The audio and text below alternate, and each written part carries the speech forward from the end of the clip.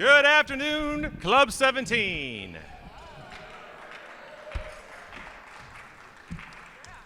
Welcome to a beautiful day at the Rotary Club of Cincinnati. It is a new Rotary year. We have a new Rotary theme, and there is a new voice behind the microphone. Well, my name is Steve King. I'm delighted to be here. Thank you very much. We have a great program today. Tim Johnson from Johnson Investment Counsel is here today as our speaker and program. But first, we're going to open with the National Anthem, performed by our very own Ken Coggeshall. Take it away, Ken.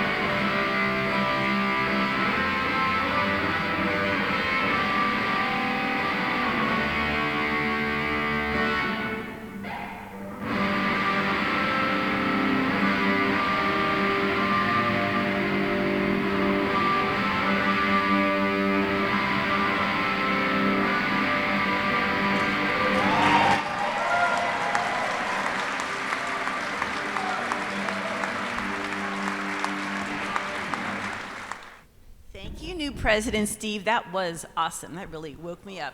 Look at Melinda way in the back hiding. You wanted to get as far away from the podium as you could, right? Good afternoon, fellow Rotarians. Please join me in a short prayer. Almighty Father, we thank you for the food that is before us and for our many blessings. We thank you for the privilege of being here among friends and for the opportunity to share ideas and serve our communities. Please help us to understand others and to learn how to cooperate with others. Grant us the wisdom to realize that our purpose here requires honesty, charity, and concern for all humankind.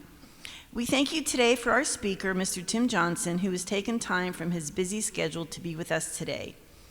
May your blessings rest upon all of us, Almighty Father, as we seek to serve in your name. Amen. And now for the four-way test of the things we think, say, and do. Is it the truth? Is it fair to all concerned? Will it build goodwill and better friendships? And will it be beneficial to all concerned? Thank you. Well done, Molly. Thank you very much. I want to mention that, please be seated. Our meeting sponsor today is past President Brett LaBarre. Brett has ceded his time back to our agenda, so thank you very much, Brett, for sponsoring our meeting today.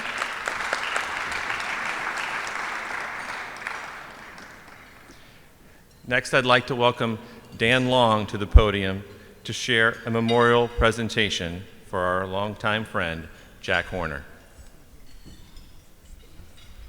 Thank you, King Steve. It's not President King, it's King Steve. Okay. It's truly an honor for me to provide the eulogy today for Jack Horner. Jack was actually the first Rotarian that I sponsored back in the Rotary Club back in 1982, and he is a proud Paul Harris Fellow. He was my friend, but also a good friend of my brother Bill, my sister Sue, and my parents. And all I can say is the same refrain that I feel that all of us that know Jack would say, and that is, I love Jack Horner. Jack was the full embodiment of someone that the good Lord was pleased with. He's a family man. His wife Barbara, right in front of me, his wife of 57 years, who's here today. His 3 kids, the 3 J's, Jill, Jack, and Jeff, who are here as well today. 12 grandkids and 5 great-grandkids. What a great legacy that he's leaving behind. He was an entrepreneurial businessman and a natural salesman. He founded ADSCO back in 1974, which is an auto dealer supply company. Jack was also a very solid spiritual person. He was a member of St. Columban Church and another in the very long line of St. Vincent Ferrer graduates who are very outstanding Rotarians, some of you that are here today. He's a graduate of Purcell High School, receiving the Outstanding Among All Purcell Graduate Award back in 1996. He attended UC and Xavier, but I will say without question that he was a major Bearcat fan. Jack was a solid golfer, a huge sports fan, a member of O'Banion Creek Golf Club and Hilton Head's Sea Pines Country Club. He was a 38-year season ticket holder of the Cincinnati Bengals. You know, we need more Jack Horners in this world. This world would be a much better place if we had more Jack Horners. So, in summary, let's all be kind to each other, just like Jack was kind to everyone that he met. And let's smile like Jack smiled at everyone that we meet today and in the future. Thank you. Can you go take that down to Barbara? Oh, sure. And I'll do a moment of Okay, silence. sure.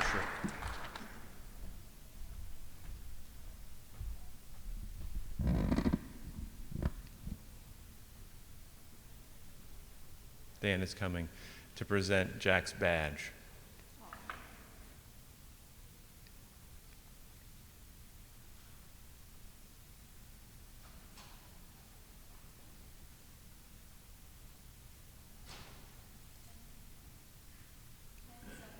Let's observe another moment of silence for our friend Jack Horner.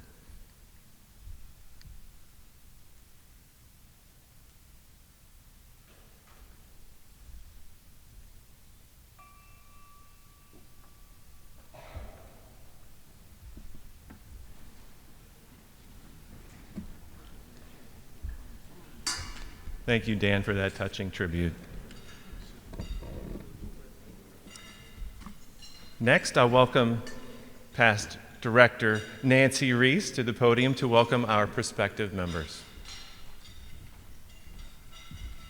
Thank you, President Steve.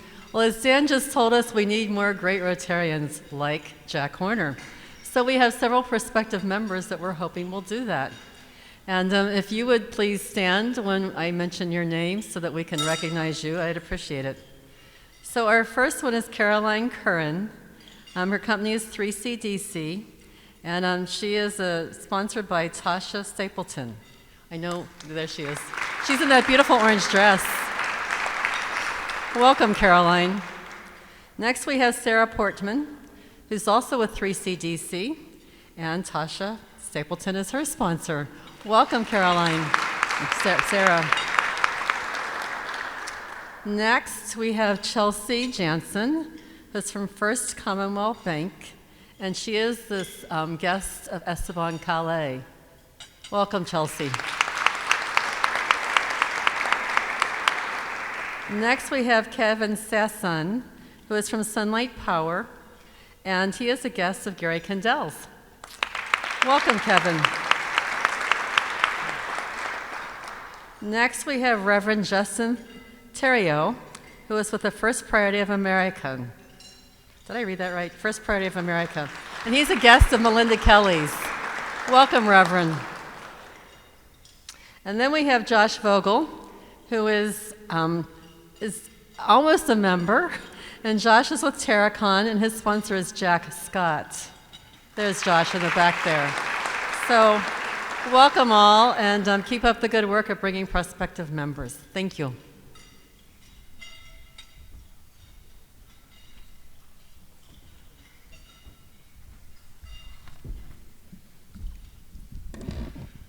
Thank you, Christy.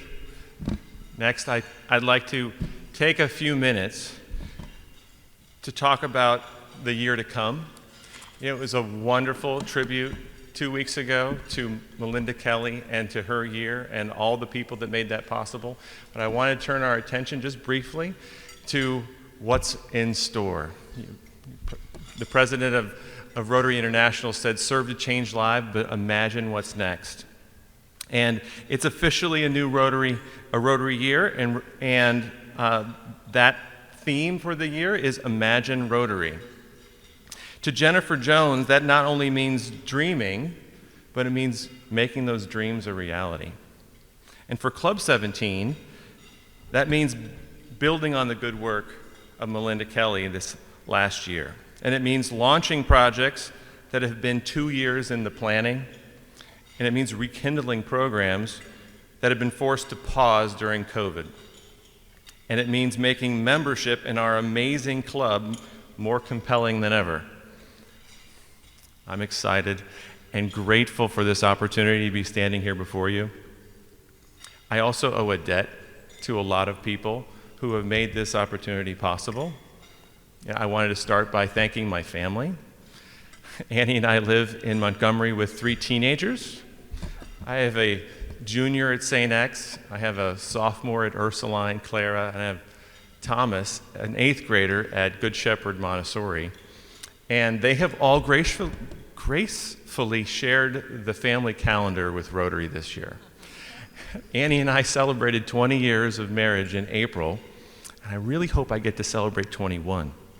I think I'm going to have to work extra hard to celebrate that 21st, I think. Secondly, I want to thank my business partners at WealthQuest.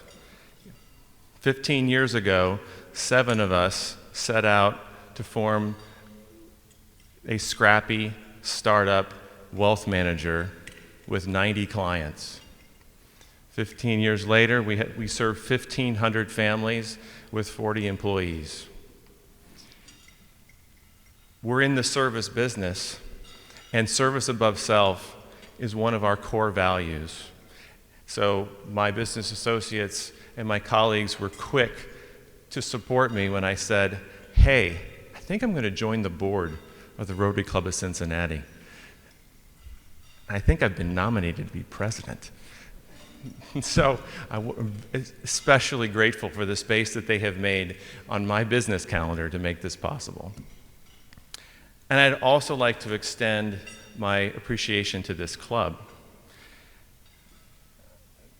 There's been a lot of personal growth and a lot of opportunities that have been presented to me through this club over 16 years. In fact, it was 16 years ago, about this time, in this very room, when Rotarian Bob Miller invited me to my first meeting, and I was immediately hooked.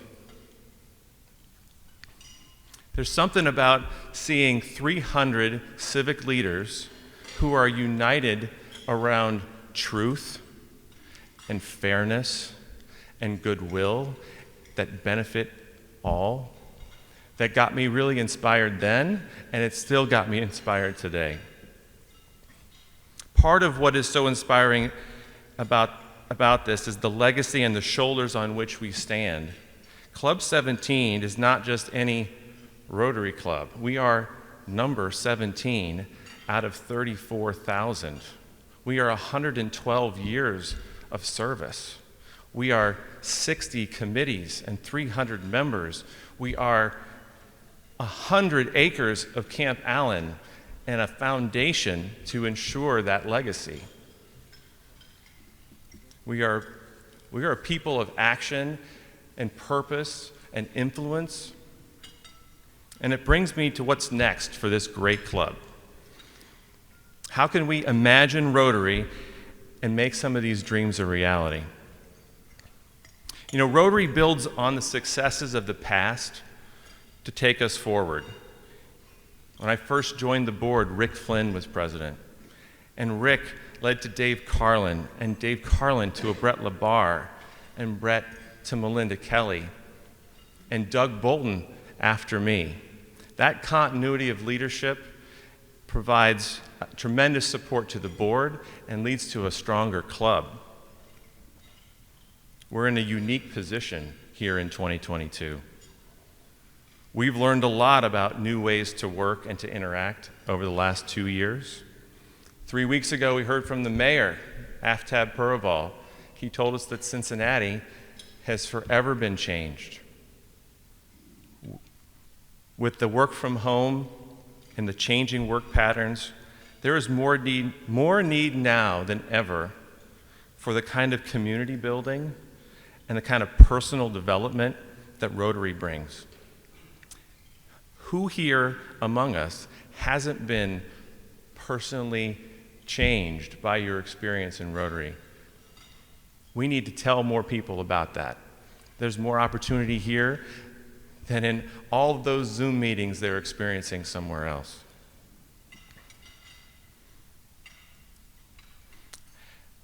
That's why this board has set forth 2 lofty but primary objectives. First of all, make the Rotary Club of Cincinnati the best Rotary Club in the world. And secondly, you can clap for that. Secondly, make the Rotary Club of Cincinnati the best known Rotary Club in the world.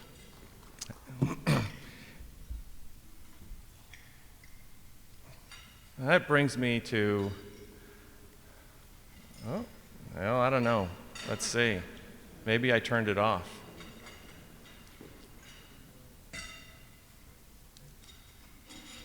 Now, if you turn your attention to the 7th column and look 6 rows down, I made the mistake of printing this on an 8x11 sheet of paper and bringing it to the board meeting. So yeah, that didn't go so well. So to break it down a little more simply, the board set out to revamp the strategic plan. We went top to bottom. We went through start, stop, and continue. We set about those 2 objectives that led to 4 goals that lead to 14 strategies and all the measures that go with them. This last Thursday, for the first time ever, we hosted a Zoom breakout meeting with 44 directors and committee chairs. We had 14 breakout sessions. We were setting goals and setting measures for the coming year. It was really cool. Here's a sample of some of the goals that were shared. Raise $10,000 for the club with a fun and well-attended event. 8-step program for social media implementation. 25% growth in our corporate members. 50% of the club involved in a hands-on service project. Double the number of high schools engaged for RILA. 20 net new members.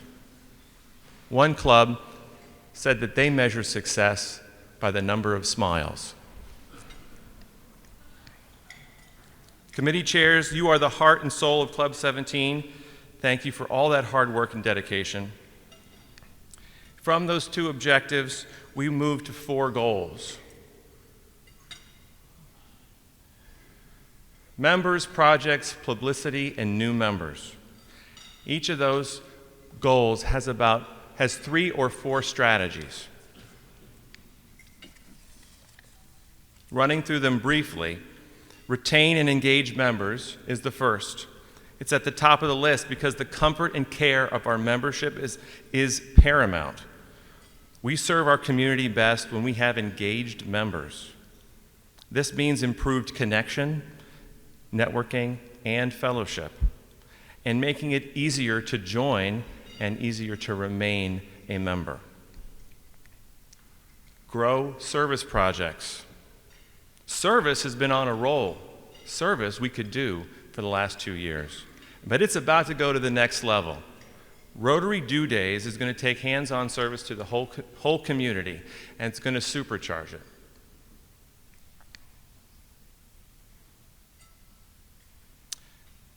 Whether it's in Cincinnati, Camp Allen, Ghana, or beyond, growing service and our impact is a top priority.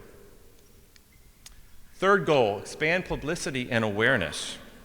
We need to share our brand with Cincinnati and beyond. We need to build on the successful PR efforts in the print media, but expand our social media presence. Authentic video and social media content is the way of the future.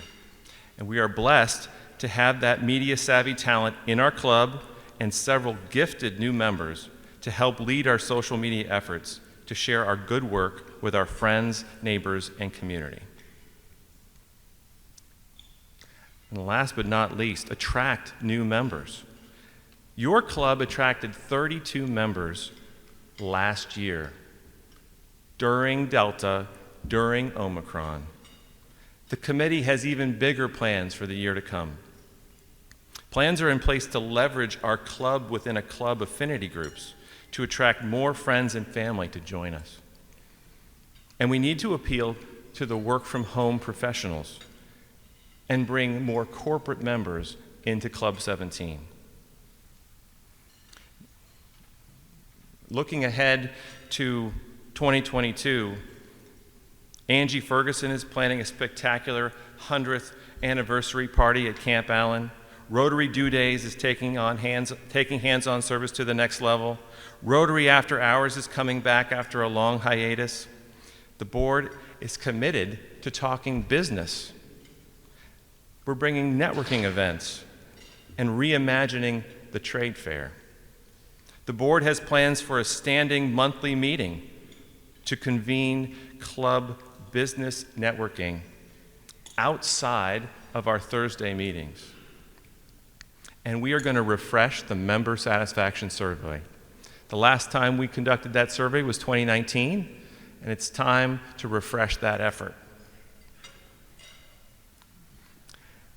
You know, it's a privilege to be the face of the board this year. But this is really the great group of servant leaders who are pushing this club forward. And I'd really like to give a round of applause to this board of directors. Thank you.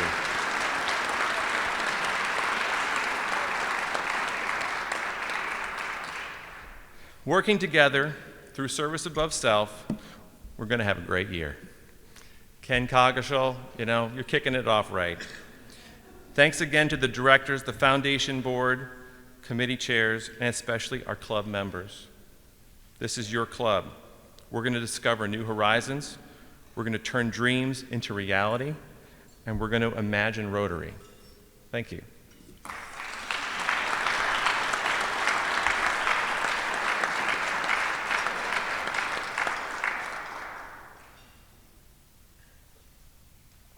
As if I didn't just talk enough, I have some announcements to make.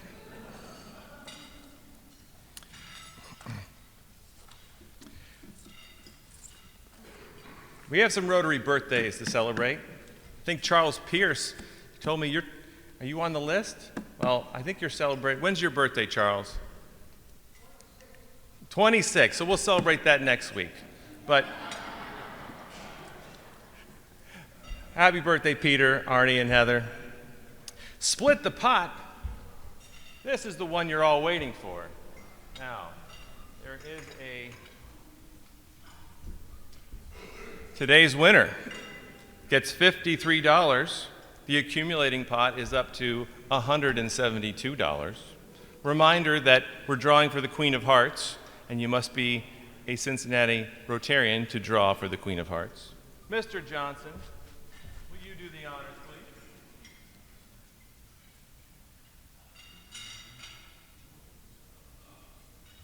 All right, pick the winner.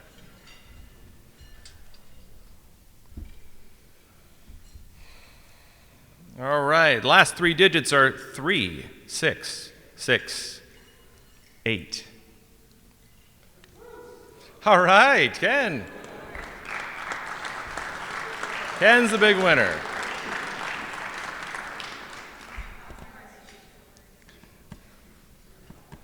There's only 48 cards. Hey, as Richard Lajeunesse likes to say, oh, so close. Important database and invoice announcement. As of July 1st, we have transitioned over to DACDB. we emailed all members a link to get their login and password. If you need help with that, contact Christy and the office. Our new financial program does not store credit cards on file. That said, you can pay your dues conveniently by credit card using the invoice link provided, and you can always pay by mailing a check to the office. The office will no longer store a credit card on file. For weekly lunches, we'll once again collect cash or check at the door before each meeting. In the near future, we will be able to accept credit card payments at check-in. Calling all euchre players. Linda Muth is hosting Rotary Club 17 Euchre on Tuesday, July 26th. Charles, are you going to be there? She's having a birthday party. So this will be at Linda Muth's home. All levels of playing ability are welcome.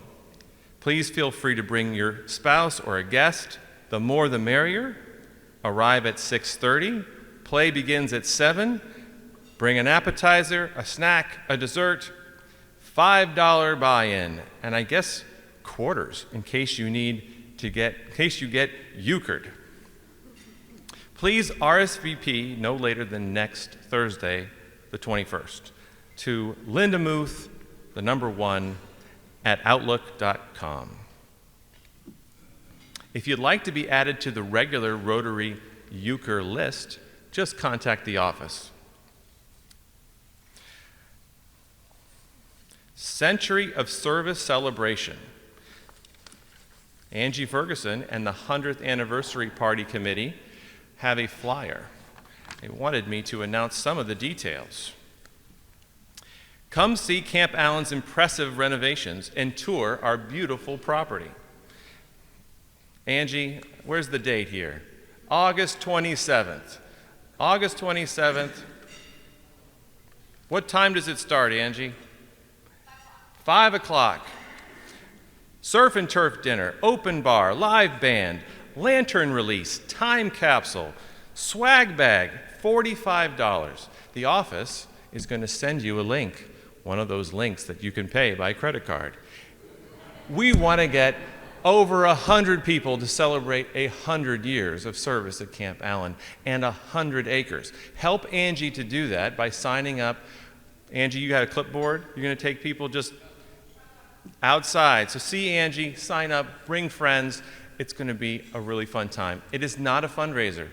It is a party to celebrate a wonderful camp and 100 years and 100 acres. Finally, family of Rotary. Immediate past President Melinda Kelly sends a big warm thank you to Club 17 for all the cards, the notes, and the email messages, gifts, and expression of love shown to her. Much love to each of you. Your kindness and thoughtfulness will always be remembered. Thanks again very much. We thank you, Melinda Kelly.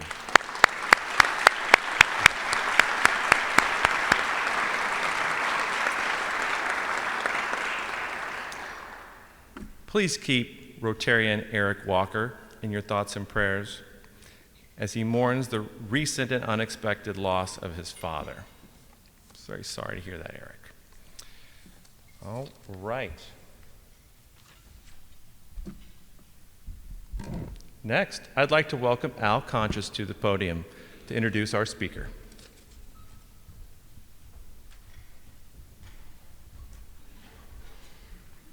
Thank you, President Steve. I would like to add my congratulations and best wishes, and thank you to Steve for taking on this task, and to President Melinda for all the work she did and the wonderful year that she ended up with. So congratulations to both of you. Before I introduce our speaker, I want to throw out a philosophical question for you to ponder on the way home. Can a vegetarian eat animal crackers? I don't know either. I'm very happy to welcome a friend today, Timothy Johnson. He's a Ph.D., founder and chairman of Johnson Investments. I think most people have heard of the company. I knew of the company long before I happened to meet Tim. So Tim is a financial and investment consultant. He's a professor of finance at the University of Cincinnati and a founder and chairman of Johnson Investment Counsel.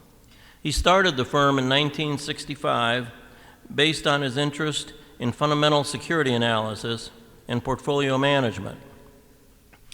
He is the author of 3 textbooks, has written numerous journal articles on finance, and has spoken at many seminars around the country. He's also a valuable member on many boards, resides with his wife here in town. Please welcome Dr. Timothy Johnson.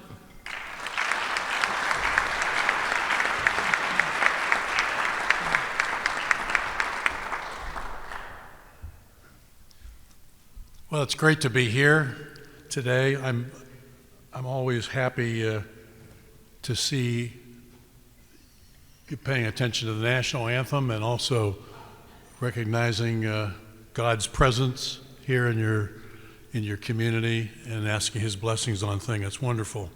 My first time that I was involved with Rotary, I spoke to them in 1967 in Akron, Ohio. I was 25 at the time. I can't imagine why they asked me to speak at that particular time. That was a long time ago. I moved here in 1970 to Cincinnati to be a member, as Al just mentioned, as a faculty member of the University of Cincinnati in the College of Business, Department of Finance. And I didn't know anybody in town except the chairman who hired me. And so I was just going to be a prof, and I told my wife, we'd be here 6 or 7 years, and then we'd probably move on to another university. Well, here I am today, 52 years later. And because I started teaching investments, some people in town said, hey, could you take a look at my portfolio and maybe help me out a little bit? And so I was happy to do that. And I did that out of my house. After all, I was a professor. I had other things to do. And I was writing textbooks, as you heard, and articles and all those things you do as a prof. And time just kind of got away. And so I did this in my house till 1980. The first 15 years was that. And it was getting a little crowded in the house. We had our 4th child on the way, and it got a little noisy in the house. And so I kept teaching for 25 years. I went from assistant to associate to full prof and did all those things that you need to do. But my interest was very much trying to help people, very much what you were just talking about, the service mentality that's important to the Rotary. Now we have 156 employees, which is a lot of people in a registered investment advisory firm. We manage about $17 billion currently. And there's over 13,000 registered investment advisors in the United States, and we've been blessed to be in the top 25 in terms of size. Size, of course, doesn't mean you're any good, it just means you have a lot of money. Hopefully the two come together somehow.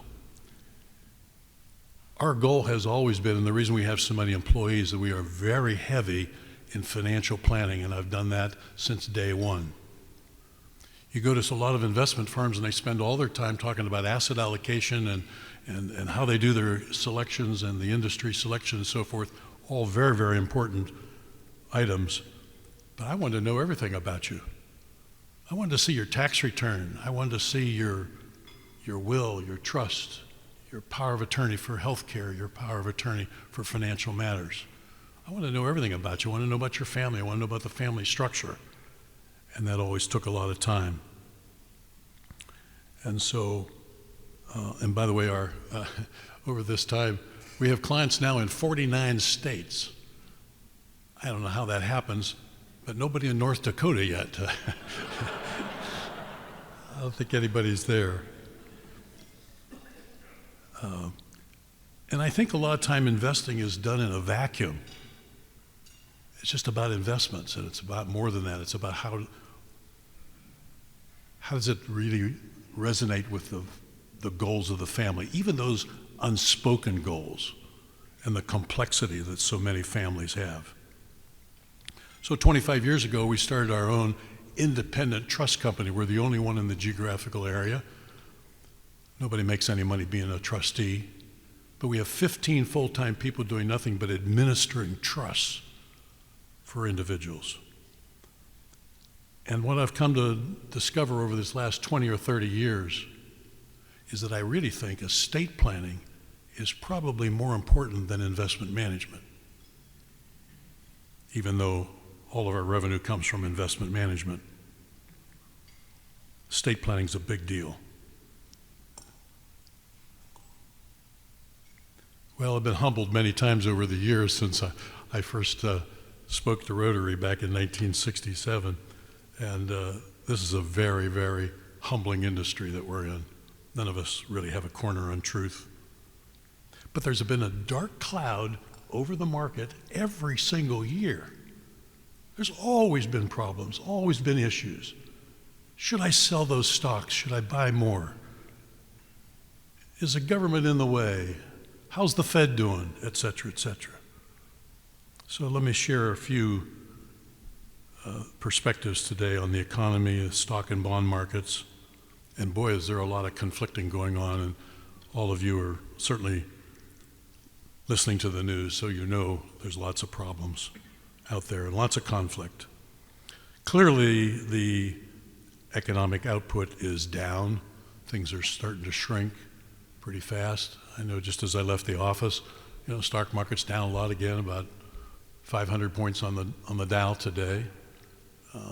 Earnings reports came out from the first two banks, J.P. Morgan and Morgan Stanley, and they weren't very good. And some warnings were put out. I mean, we think we know in our bones that things are different. We just had a 12-and-a-half-year bull market. I mean, it was very easy to make money. It's going to take time to really come down from those heights. Commodity prices are now down. I saw oil this morning was $93 a barrel, down about $35. I don't think it's going to go down very much lower. I'll be surprised. The job market, we know, is wonderful. Unemployment's really low. Vacancies, we're all still out looking for people. But that's the last economic indicator to start to go down. Keep your eye on that one for sure. Consumers have a lot of cash. I don't know about you, but most people have a lot of cash.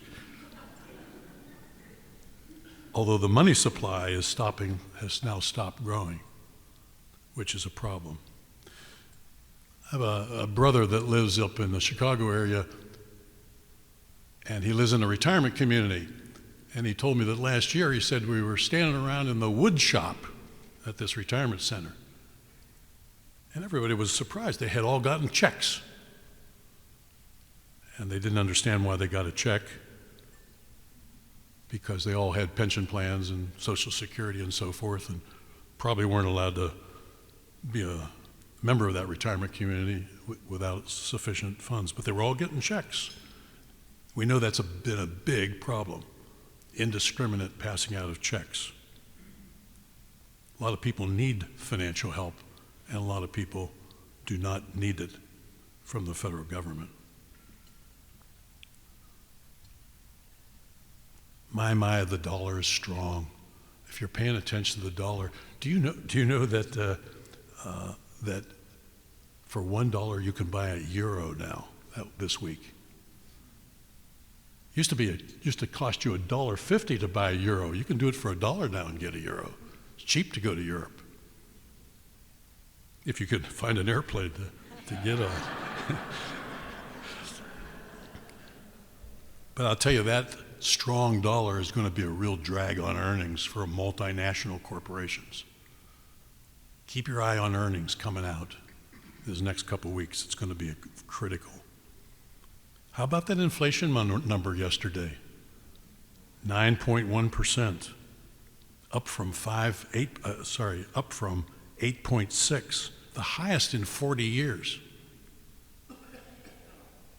And no improvement in core inflation, really. And then this morning, the producer price index came out up 11.3%. Inflation's a big one. It's the biggest issue. And obviously the Fed, that's what they've got their focus on. And I'll be surprised if they don't raise rates later this month at 0.75%, 75 basis points, maybe even 100. They've got to be kind of careful because they may not, hopefully they will not overdo it, because that will be very, very substantially bad for the company. By the way, poor Chairman Powell, he's having a tough time. Remember last year he used the word inflation was transitory? I don't think so. I don't think we're in that. And then one of the real problems and signals historically has been when the yield curve inverts. What I mean by that is the 2-year U.S. Treasury now yields almost 25 basis points this morning, more than the 10-year Treasury. Usually you have a normal yield curve where the short rates are lower than the longer rates, but that has now inverted.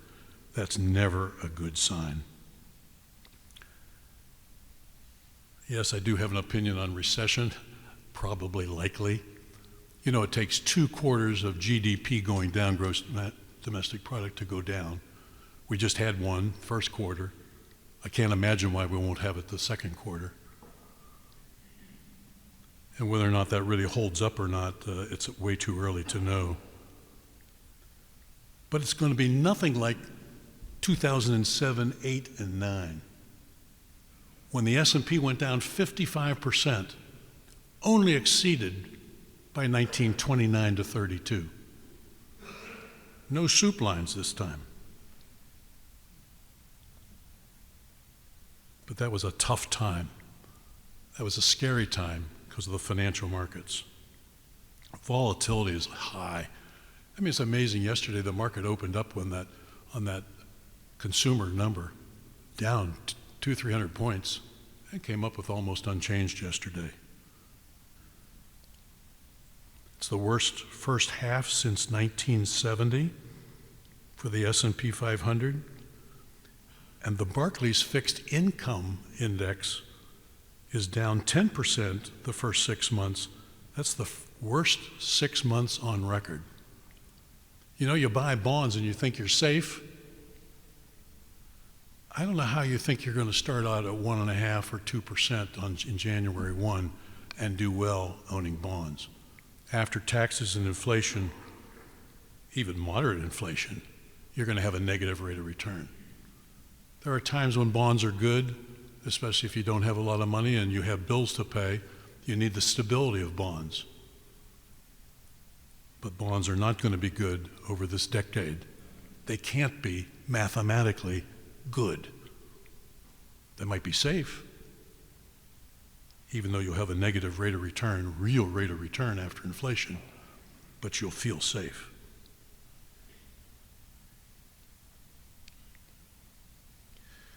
S&P earnings might still grow this quarter, maybe as much as 4%.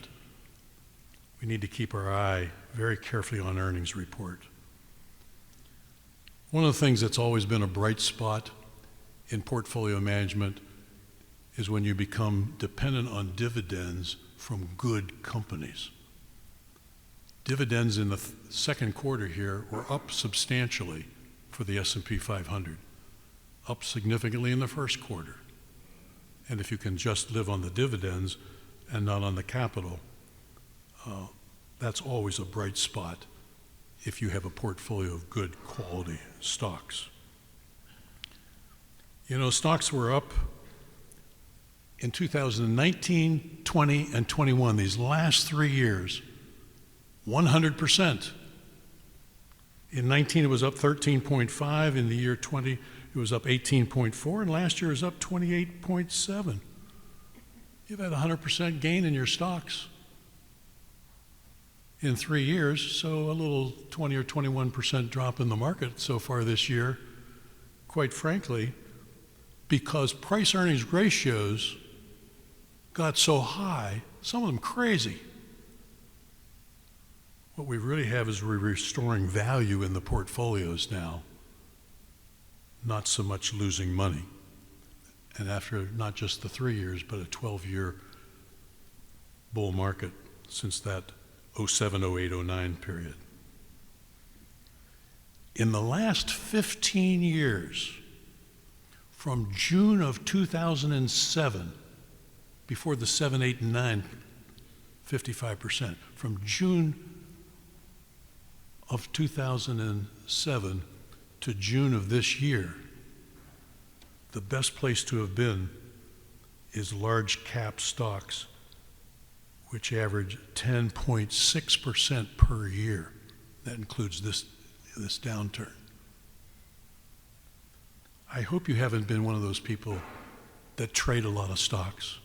Timing is enormously difficult. Every academic study I've ever been part of or have read says that none of us is good at timing. I mean, when do we get in? If we've got a little cash, when do you get in now? Nobody rings a bell. Maybe you could ring that sometime. I think there's a long-term bear market, looks probably unlikely. It's not going to be like 7, 8, and 9, but it's going to take a lot of time to wring out the excesses. There's lots of it around.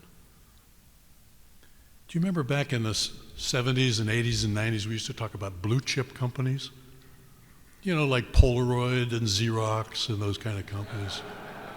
Those are your blue chips. I think they were blue from the lack of oxygen, quite frankly. So don't get enamored with things in your portfolio just because you have a large capital gain. That's what always makes it confusing for individuals, is you own things that you've had for a long time.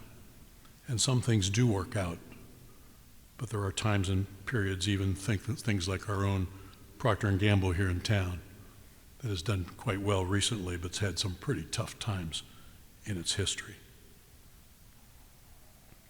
So what do we do in this environment? Well, our theme's pretty much been the same for decades. In the stock market, keep a well-diversified, heavy U.S. companies of good quality, better balance sheets, better growth prospects than certainly international. You look at the last 30 to 40 years, there are times when international stocks have done well and not so well, but over the time, it hasn't been good. Europe doesn't have an awful lot of Home Depots on every corner, and their houses are a lot older than ours. And if you keep a good diversified portfolio of good company stocks, you'll be fine, and don't worry about the timing. And please don't mess around with all this coin-based crypto stuff. You know, it was at, what was it, 66,000, it's now below 20. I mean, really, why are you fooling around with all that?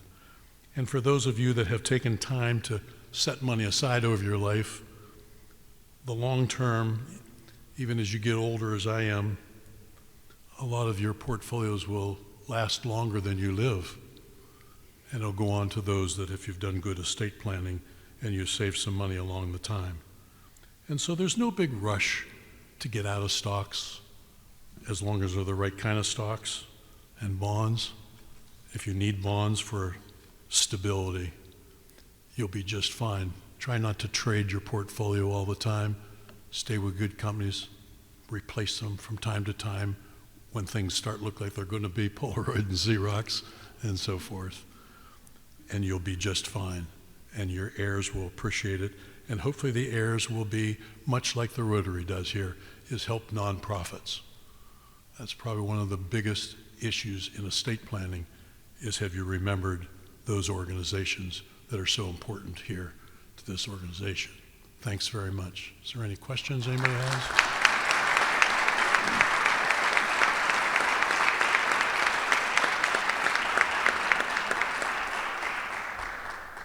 I'm supposed to ask if there's any questions. Yes, sir. Nice and loud.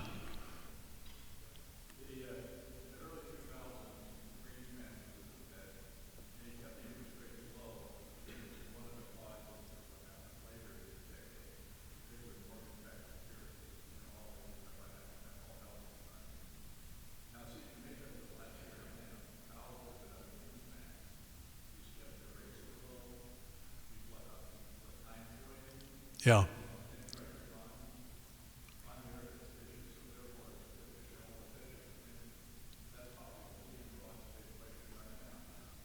Yeah, the question is this the same as it was in 2000 when we had pretty much the same thing, low rates, helping to stimulate the economy? Everybody really feels good when stimulus is coming by.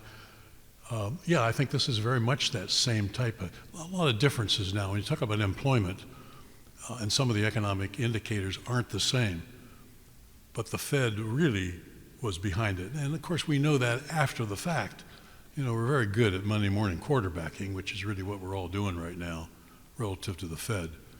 But yes, they left this open, interest rates way too long, created all kinds of demand, supplied lots and lots of money, and we're going to pay the price. It's going to take time, for sure, yes. Thank you. Anything else? Yes, sir. So to follow up on Wen's question, was just reported this morning that inflation has seen a 9.1% increase over the past 12 months. And what's the current Fed rate right now? Is it like one and a quarter, 1.5, something like that? With inflation running at 9%, how high do you estimate that the Federal Reserve is going to need to get interest rates to cool down this economy? Well, it's a guess of how far they have to go, but right now they have to go to at least to the 3.5% area. So they're just getting started in a lot of respects. That's why I think they could easily have 75 or 100 basis points coming up this month. And then September, they're going to have to do it again. Now, we're going to see inflation down because if you've got 9% this year, you're not going to have 9% the next year for 18%. If we do, I mean, that'll shut down everything. So inflation will come down when you start annualizing it because the comparison's going to get better.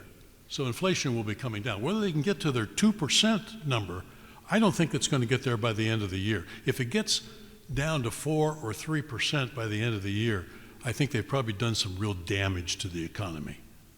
I mean, it's gone much, much faster. But I think there's a lot of room for increase in rates between now and then. Absolutely. Anything else? Anybody else? Great. Thanks very much. Appreciate the opportunity.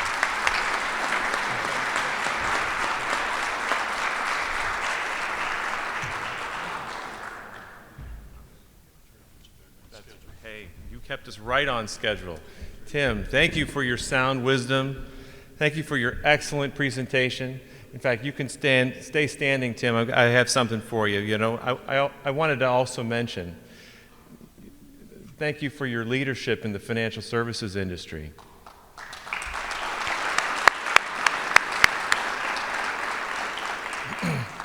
Advisors like me, advisors like a lot of us in the Rotary Club, we owe you a great debt. The bright future of the registered investment advisor wouldn't be here without a Johnson Investment Counsel and all your decades of support and leadership. So again, thank you for that. Also, thanking you for your presentation. Rotarians, we like to think of ourselves as people of action, and clearly you've been a person of action, Mr. Johnson. 50 years of action in our community and presentation here today. I'd like to show our appreciation twofold. First of all, I'd like to share with you a 4-way test coin. On one side, it says the Rotary Club of Cincinnati.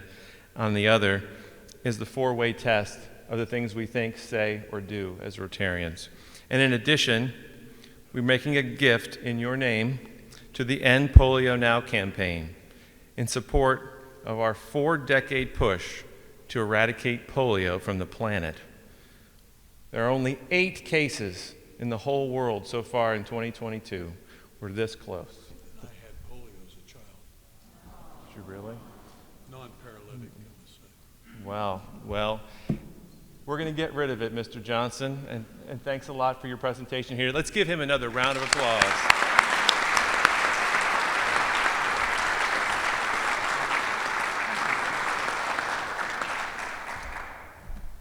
Committees, there are 2 committee meetings today. The board is meeting in the Julep Room at 1:30, and the Membership Development Committee. We have big plans, membership development. Boardroom 3.